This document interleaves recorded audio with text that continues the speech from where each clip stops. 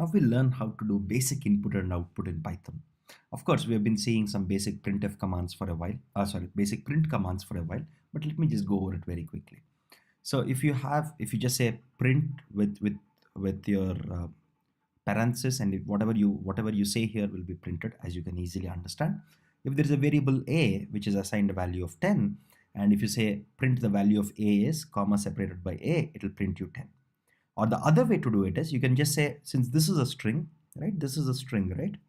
You can use the plus sign, the plus operator, and convert your a into a string.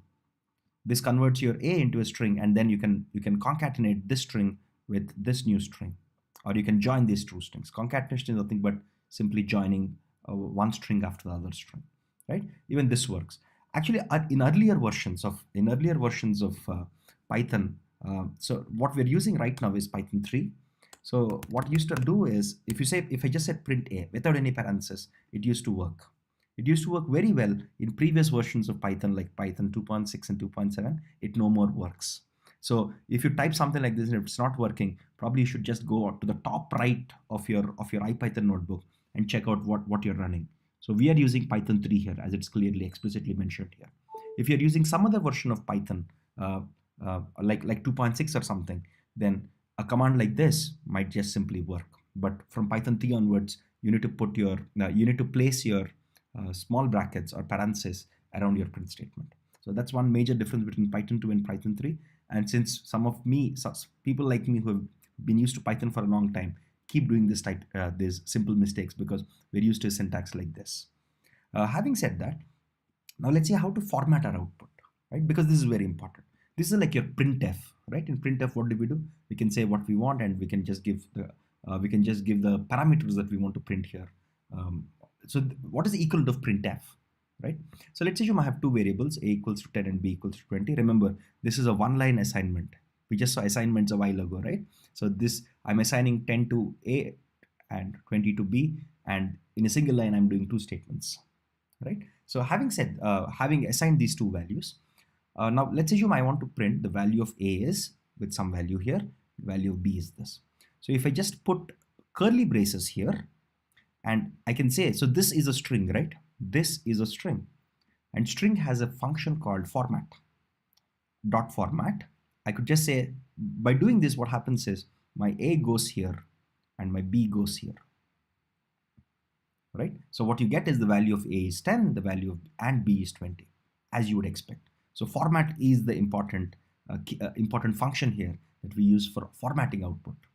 Seems so natural, right? The next thing is, let's do it slightly differently. If I want to say the value of b is, so here if you notice, as compared to here I've just left my curly braces empty. Here I'm giving values here. Here I'm giving a value of 1, I'm giving a value of 0. So whatever is inside your format, the parameters of your format, this has an index of 0 and this has an index of 1. So since I'm saying the value of b is, and within braces I'm putting 1 here, so the value that is there in b, which is 20, gets placed here, and the value of a, which is 10 here, as per this statement, gets put here, right?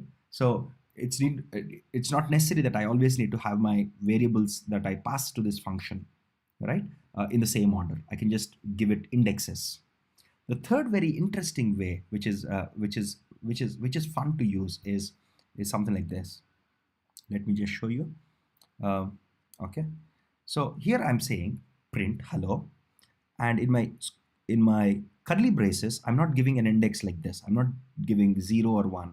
I'm actually putting a name. So I'm putting a variable name called name here, and again, this is another parameter. So in my format string, I can actually give things like this. I can say name equals to Satish. So then what happens is Satish gets placed here, and my greeting equals to good morning, and this gets placed here, right? You can think of them as key values, right? Bluntly thinking of it. So this is the key that I'm using, and Satish is the value, and the value gets placed at the key, right? So this is a very nice and very useful form of formatting strings, which is fairly unique to Python. I think there are very few languages which let you do this. Now, the other thing here is we can combine various types of arguments. So this is again another fun part. So if I say the story of, within braces I put 0. What does 0 mean here? 0 means Bill. because that's the first parameter, right? Comma, curly braces 1. What is the first parameter here? It is Manfred, right? And I'm giving a string here. I'm giving a keyword argument, right? So other here equals to Greg. So Greg will be put here. Right? So I can mix and match these various options that I have here while formatting my output. Now let's look at input.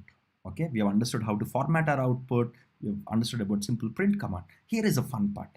I think I'll have to run this. So let me quickly run this.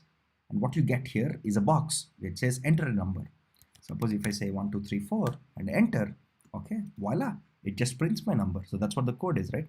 So the input function in Python gives you the text box that we just saw, where you can enter some value and we can assign that value that we entered to a variable called num, or to any variable basically. In this case, we were assigned it to num.